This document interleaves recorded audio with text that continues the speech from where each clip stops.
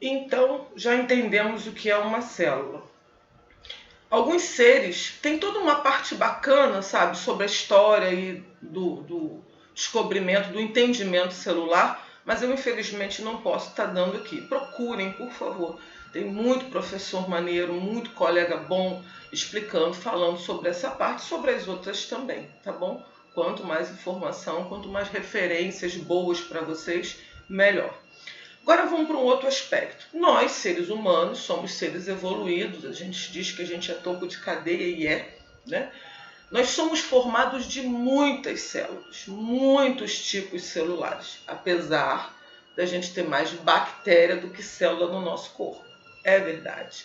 Nós temos mais de 10 vezes mais bactérias do que células no nosso corpo. Vão morrer? Não. Por isso não. Essas bactérias são bactérias do bem, são as nossas bactérias, formam a nossa microbiota.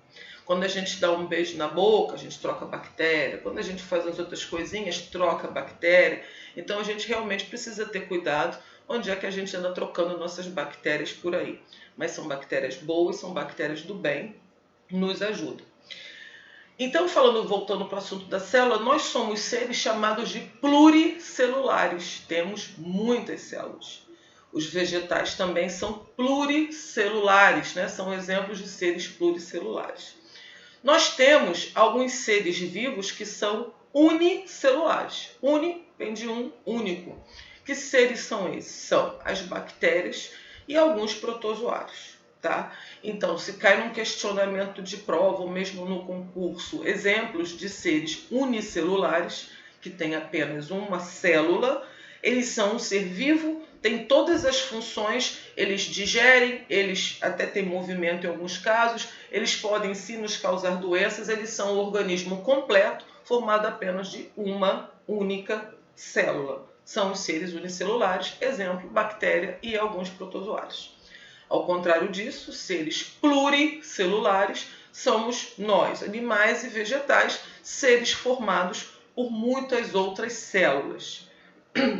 A célula, ela é um elemento fundamental e básico para a vida humana. Para ser vivo, tem de ter célula, ainda que seja uma, mas tem que ter.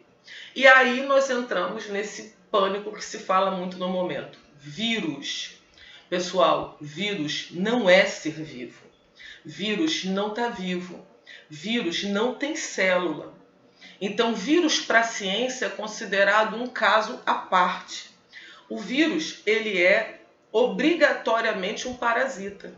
Ele entra no meu corpo e aí sim, ele encontra o ambiente que ele precisa. Ele vai até uma célula pela tal afinidade, a gente vai entender melhor isso aqui quando falar de membrana, e ele pega o material genético dele e ele coloca dentro da nossa célula. A nossa célula trabalha para ele, seja replicando ele, seja explodindo, liberando outros vírus dentro da nossa corrente sanguínea, que vão estar aí atacando outras células também. Só sistema imunológico consegue combater vírus. Não existe remédio para vírus. Você não pode matar o que não tem vida, né? Então, com relação a vírus, nós temos vacina, que também é fazer o nosso sistema imunológico criar defesa, anticorpos, ou pegar a própria doença e naturalmente desenvolver esses soldados contra aquilo. Então, no caso de vírus, a gente chama de ser acelular, ou seja, não tem célula. Então, nós temos unicelular, uma célula, bactérias e protozoários, alguns protozoários, pluricelulares, animais e vegetais, e acelular, sem célula nenhuma, apenas os vírus, que não são seres vivos, são parasitas obrigatórios. Ok? Vamos para o próximo.